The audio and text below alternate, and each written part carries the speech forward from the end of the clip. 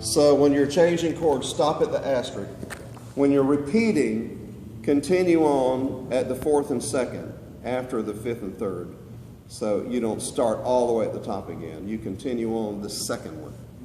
Because really what you're doing is your first beat actually is the very last fifth string or that you're hitting at the bottom. That acts as though you were doing it at the top again. So.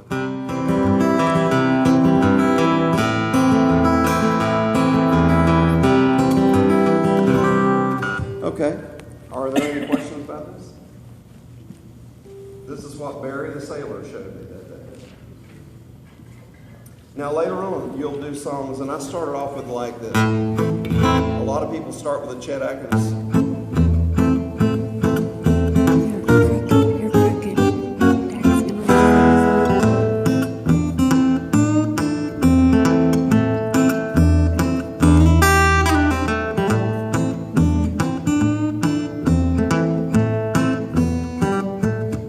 Syncopation, what you're doing is keeping the thumb on the beat and the melody kind of a little slightly off.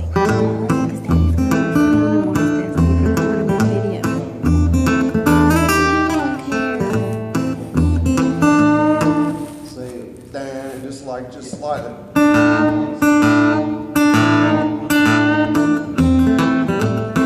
That's where you get that feel, and you'll learn that as time goes by. But practice this a few times, and then maybe you're like me. I don't know. It took me a while. It may not take you as long as it did me nowadays. And everybody does because of YouTube and everything else. We have wonderful things at our disposal. You know, it's amazing what we can learn just by looking on the computer. Okay, that's the little finger picking thing. Got that? Okay, let's go with what if I'm doing something. Well, let's continue on this. Like, what if you had a song like this?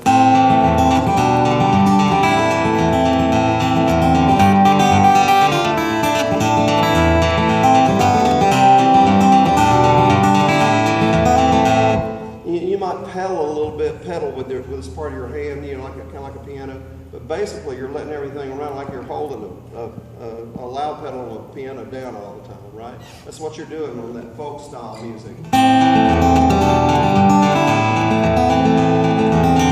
just kind of running together.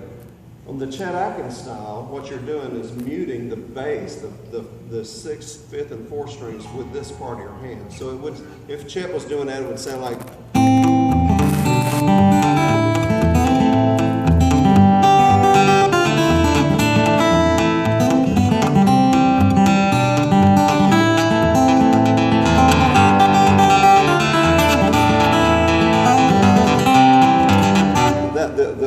It sounds better, and Chet wouldn't have played that like that anyway. I was just saying, but that was what he was known for. He and Merle Travis both. Now Merle Travis had a different style of playing, and he would use his index only and his thumb, and I still to this day cannot do it. I mean, he would do rolls like this.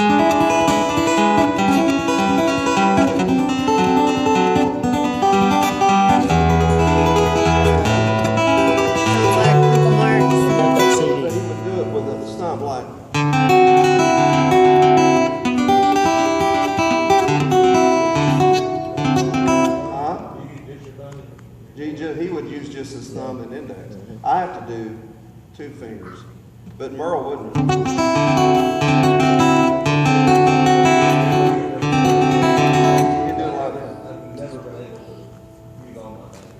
He would only use his thumb and index. So which is correct? Well, you tell me. Here's Merle Travis.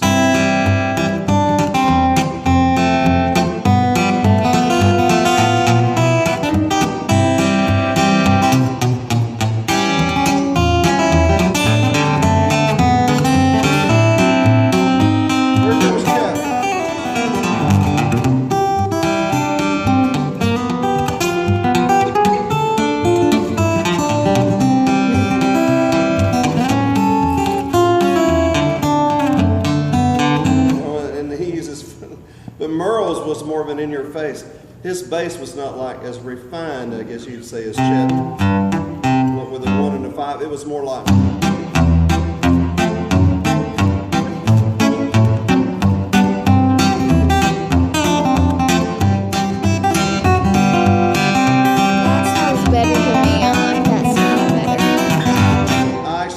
tape in the car. I took it out, told Pastor, I took it out right before I left. But we had ran it back through Pro Tools over at Eric Johnson's studio down in Austin. And we cleaned it up a bit, and it was me and Merle Travis playing together and all afternoon over at Grandpa Jones' house. And on the tape box it says, me and Merle Travis, Grandpa Jones' house, I think it was October the 12th, 1976. It was, wow, I can't believe I still have it. And so we're going to try to use a little bit of it. But he told me that day, and it's an amazing thing, I've been able to meet most of my heroes that I talked about. And I played with Les Paul. With the top three, I said was Les Paul, Chet Atkins, and Merle Travis. I played with Les at the Iridium Club. I played with Merle Travis, just messing around really at Grandpa's. But he spent a whole day just showing me stuff on the guitar and jamming with it. And of course, Chet Atkins, I did a lot with Chet. Played with him on the Grand Ole Opry and played with him at Cafe Milano. Anyway, getting back to this, I've been so fortunate, but what they said, and I heard both of them say, well, Chet said, well, I'm just sort of a stride piano player. In other words, he's more like you'd play, you hear gospel piano players. I told somebody, I said, yeah, I'm a gospel guitar player, which means my left hand don't know what right is. You can use that in church sometimes. Gospel guitar player. But Merle, Chet said stride piano, Merle said honky-tonk piano. And they were right, really, because Merle sounds more like a...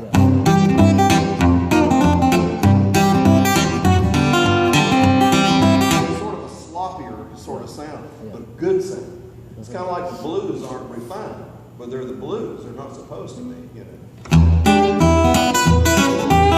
that's more like the Merle Travis style. Really, to be honest with you, it all came from the blues. Basically, it all came. There was an old man who moved up from Mississippi up to the Kentucky coal mine region. And he taught these two guys that wanted to learn to play that. He said, "Hey, what are you doing with your fingers?" He taught them how to play, and they took some of their old folk songs like, and they called them brush arbor songs, and some of the other, and then they made up stuff, like. One of them's name was Ike Everly. The other one's name was Mose Rager. Ike Everly had two sons that were very popular. The Everly Brothers. And they, of course, changed the Beatles. They said probably our biggest influence was the Everly Brothers because of their harmonies. They came from a little Kentucky county in Kentucky called Muhlenberg County. And that's where Merle Travis learned from Ike Everly and Mose Rager. They learned it from the old black man from the Mississippi Delta area. So it all basically derives, even country music derived from the blues because of Jimmy Rogers. And he's called the father of country music. And where's he from? Mississippi. So a lot of that influence was on him as well. So it's amazing. Even bluegrass, about 2 counties over, Bill Monroe, where he came from. You look at any of those scales that they're doing in the blues or bluegrass, it's just the blues faster. Basically, it's the same stuff, and it's played on a fiddle and a mandolin and different instruments. And it's amazing out of those counties. And then just about 2 counties up from there was Grandpa Jones. And he says, now, I don't play bluegrass. I'm old-time country. And I heard somebody ask Grandpa one time, what's the difference? Well, he said, bluegrass, if Bill Monroe was going to sing Blue Moon, Kentucky, he said, now to me, he doesn't sing it right. And the guy said, oh, really? And he said, yeah, he'd sing Blue Moon of Kentucky, keep on shining. And that's the way he'd sing. You ever heard Bill Monroe sing that? Blue Moon of Kentucky. He had this head thing, Blue Moon of Kentucky, keep on shining. And they said, well, Grandpa, I heard this on the interview. I was there. He said, how would you sing it at? Blue Moon of Kentucky, keep on shining. I'm sorry, I can't sing it all today, hardly. But it's just a difference in the phrasing. And then the guy reminded me, he said, yeah, but Grandpa, Bill Monroe wrote Blue Moon of Kentucky. And he said, yeah, well. But there is a difference in just the way that you pronounce your words or the way that you phrase things, But anyway, that's an amazing thing. So, well, who made you Lord of the Rings here? Well, I was just inducted into the National Thumb Pickers Hall of Fame in Muhlenberg County. How about that? So that sailor, what he showed me, it's paid off. So with Chet Atkins and Merle Travis and Tommy Emmanuel and Tom Bresh, Merle's son, and a guy named Dr. John Knowles, who's from Texas, one of the greatest fingerstyle guitar players in the world, worked a lot with Chet. We're now in the fellow brothers in the country, in the National Thumb Pickers Hall of Fame.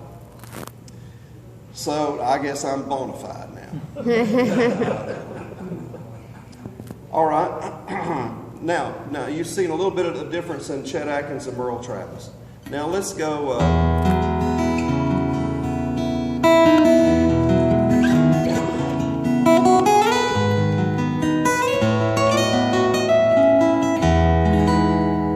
So what I'm doing here is sort of a neoclassical type thing, but it's still very piano-esque. And so I have a bass and things that I would do like this.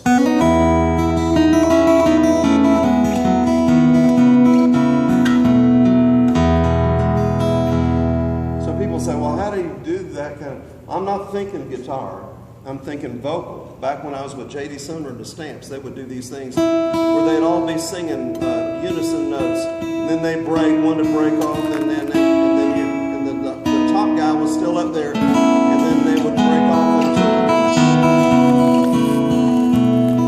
and then I'd hear three notes from Larry Gatlin and his brothers like,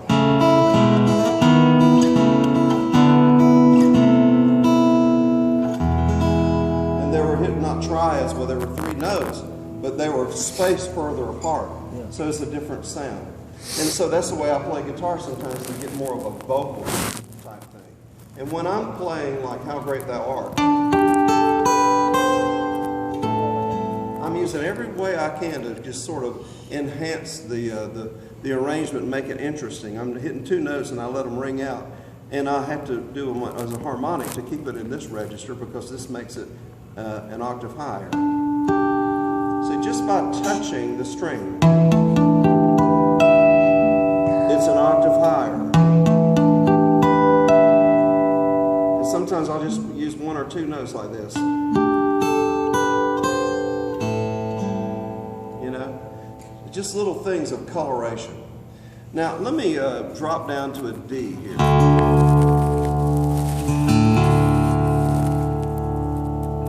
Now I'm just going to play a little something and explain. I'm not going to try to show you how to do it necessarily. I'm just going to tell you what I'm doing, and then you can take the same idea whatever level you play. You know, okay?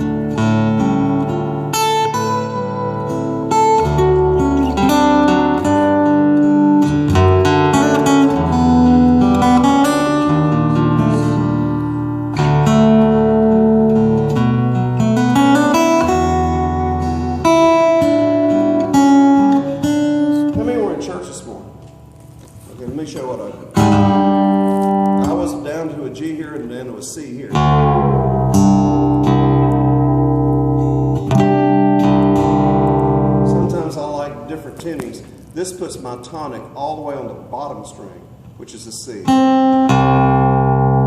down there, okay? Now I'm playing the Lord's Prayer like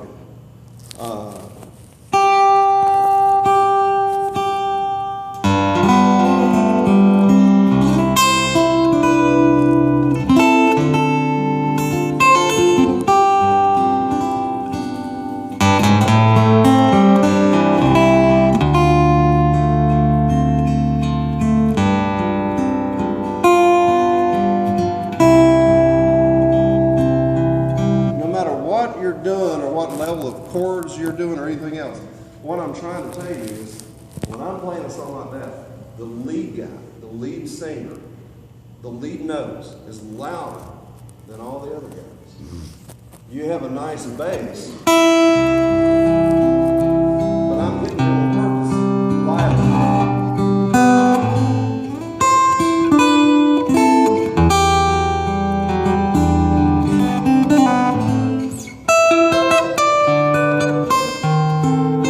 And then I'll go off into something like that.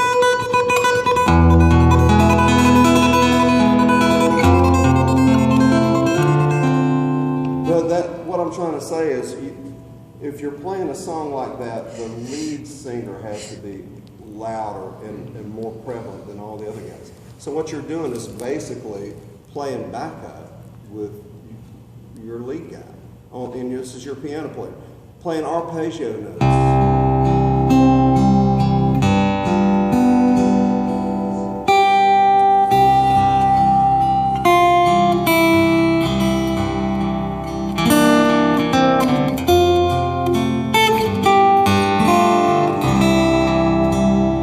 Basically playing chords and lines behind him.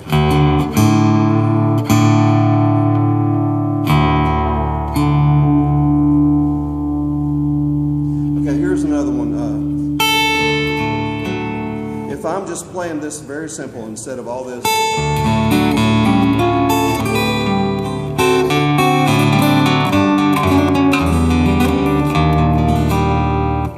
Instead of doing that, I'm just playing it simple.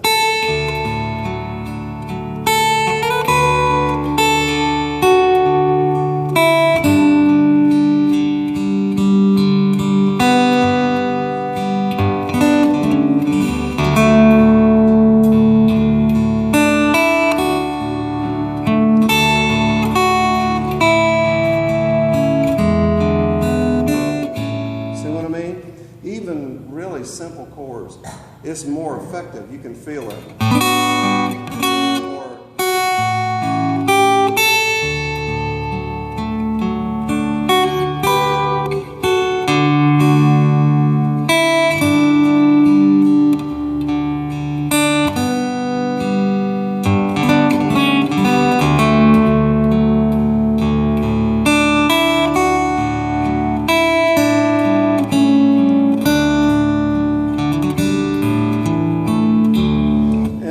So basically you're playing your piano part like that.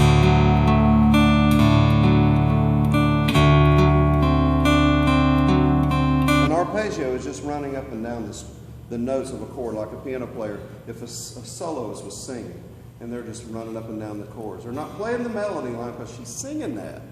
He didn't want to do anything that's going to conflict with that. And so he's just playing that.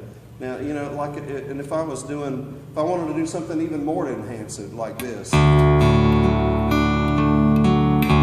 Because the guitar dies real quick. Like my grandson. See that red light? It means you're going to die.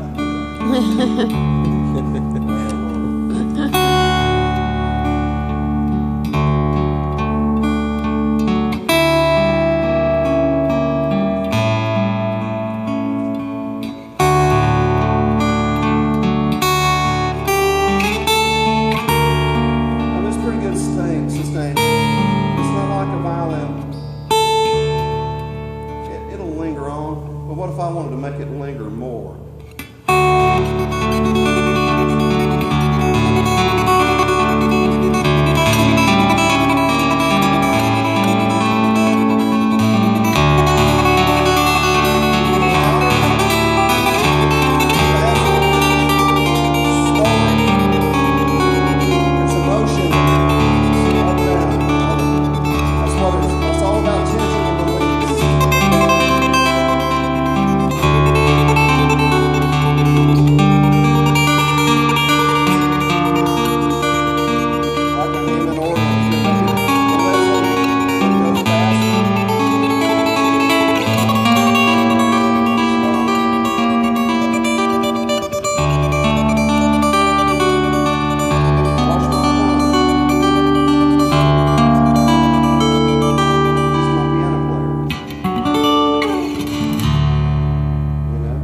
So really I'm only hitting one note on the top, but I'm hitting it 3 times.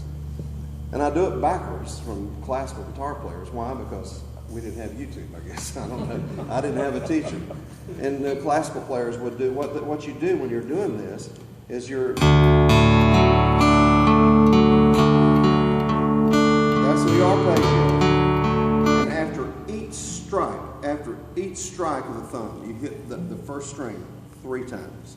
Most classical players, because they hold their hands different, they hit 3, 2, 1, 3, 2, 1 like this.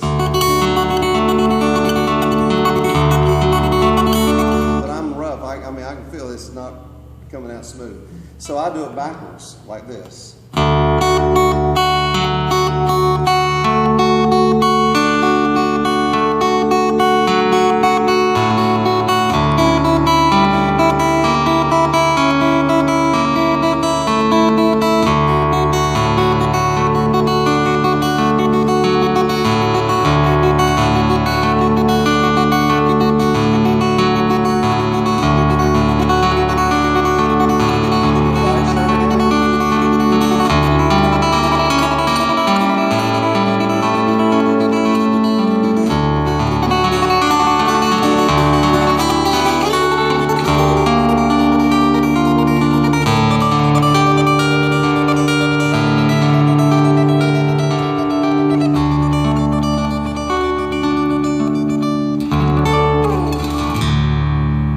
So a lot of people can't do this that have been playing fingerstyle guitar for a long time, like some of you guys have. But because they do it the wrong way. I've had some of my good friends that say, I can't get that right.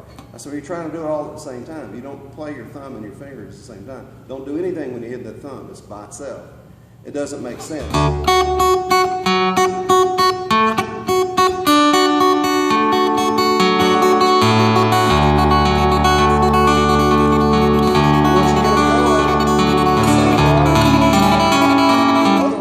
Sound like is repeating itself, kind of like this thing. If you start it at the same time with your thumb. It